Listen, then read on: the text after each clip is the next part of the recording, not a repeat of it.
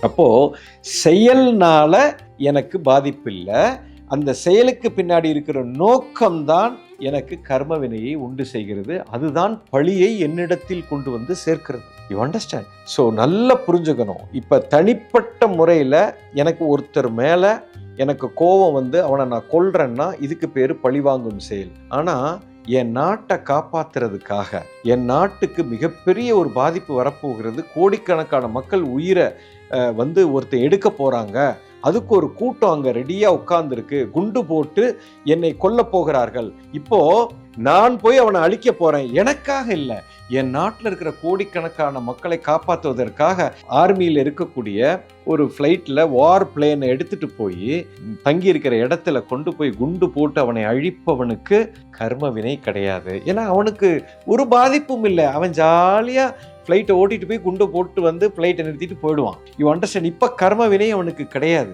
ஏன்னால் அவன் உயிரை கொண்டு இருக்கிறான், ஆனால் பழிவாங்கலை. அவன் ஆயிரக்கணக்கான உயிரை காப்பாற்றி இருக்கிறான். ஸோ எந்த ஒரு செயலும் பழிவாங்குற நோக்கத்தோடு நீங்கள் செய்யவே கூடாது. பழிவாங்குதல் என்பதே இருக்கக்கூடாது.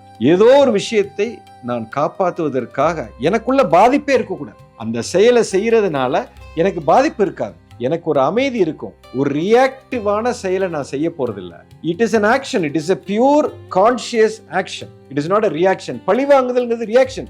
என்ன அடிச்சிட்டான், அவனை திருப்பி நான் அடிச்சே தீருவேன். இப்போ வந்து என்னன்னா உங்களுடைய ரத்தம் கொதிக்குது. இப்போ வந்து it is a reactive thing. இப்போ உங்களுக்குள்ள பாதிப்பு வருது, அவன் தவறு செய்திருக்கிறான், ஏன் ரத்தம் கொதிக்குது. அப்போ ஒரு பாதிப்புல ஆல்ரெடி நீ பாதிப்புல இருக்க. அப்போ பாதிப்புல இருந்து செய்யற செயல் வந்து பழிவாங்குதல், அது கர்ம வினை.